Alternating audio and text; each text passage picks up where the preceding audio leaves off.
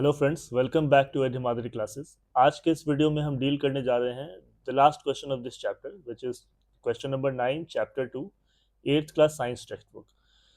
So now let us take a look at the question first. Observe the setup in given figure and answer the following questions. What happens to the sugar solution in flask A? What do you observe in test tube B after 4 hours? Why do you think this happened? What would happen if yeast was not added in flask A? तो हम लोग one by one इस question को लेते हैं। Although this is not a new concept, हम लोग ये ऑलरेडी कई बार हमने ये कई बार ऑलरेडी कर रखा है। तो एक बार देखते हैं कि इस क्वेश्चन में क्या पूछा जा रहा है वन बाय वन।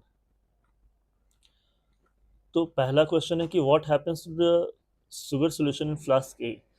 जो फ्लास्क ए में शुगर सोल्यूशन है उसमें ईस्ट ऐड कर रखा है।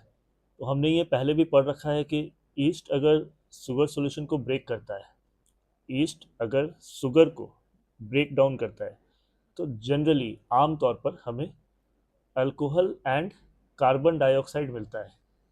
This is not always true, but generally आप ये कह सकते हो कि अगर ईस्ट ने ब्रेक डाउन करा है तो अल्कोहल मिलेगा, अगर बैक्टीरिया ने ब्रेक डाउन करा है शुगर को तो अगेन जनरली आमतौर पर हमें एसिड मिलता है।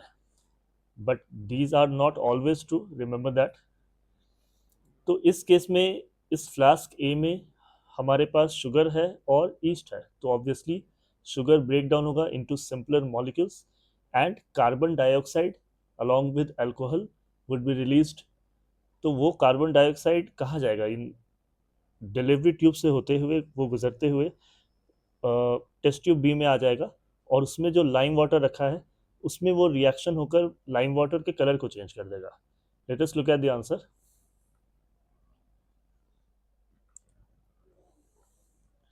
The yeast will break down sugar into alcohol and carbon dioxide.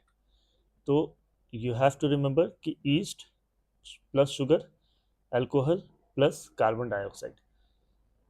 Now let us move to the second question. What do you observe in test tube B after 4 hours? Why do you think this happened?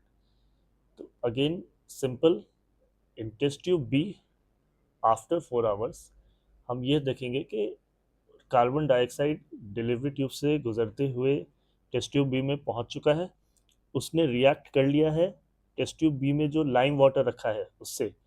इसकी वजह से lime water का colour milky हो जाता है। So we observe that the colour of lime water in test tube B turns milky. Carbon dioxide produced in flask A travels through delivery tube and reacts with lime water in the test tube B. This confirms the presence of carbon dioxide gas. हम ये check करने के लिए भी इस reaction को use करते हैं कि जो गैस निकल कर आ रही है क्या वो कार्बन डाइऑक्साइड है। अगर कोई गैस लाइम वाटर को मिल्की में टर्न करती है तो वो गैस कार्बन डाइऑक्साइड होगी। Let us move on to the third question which is what would happen if yeast was not added in flask A? अगर फ्लास्क ए में ईस्ट एडेड ना होता तो क्या होता? तो कुछ नहीं होता, जो शुगर है वो वैसा का वैसा ही रहता। ना ईस्ट एडेड रहता, ना वो शुगर ब्रेक डाउन होता, ना तो अल्कोहल और कार्बन डाइऑक्साइड बनता, और अगर कार्बन डाइऑक्साइड बनता ही नहीं तो वो फ्लास्क बी में पहुंचता भी नहीं। तो फ्लास्क बी में जो लाइम वाटर रखा है उसका कलर वैसा का वैसा ही रहता, वो चेंज नहीं होता। तो ऑल इन ऑल कुछ भी नहीं होता। If yeast was not added to the flask A, fermentation would not occur. As a result, the sugar solution will not break down, the carbon dioxide gas will not be produced.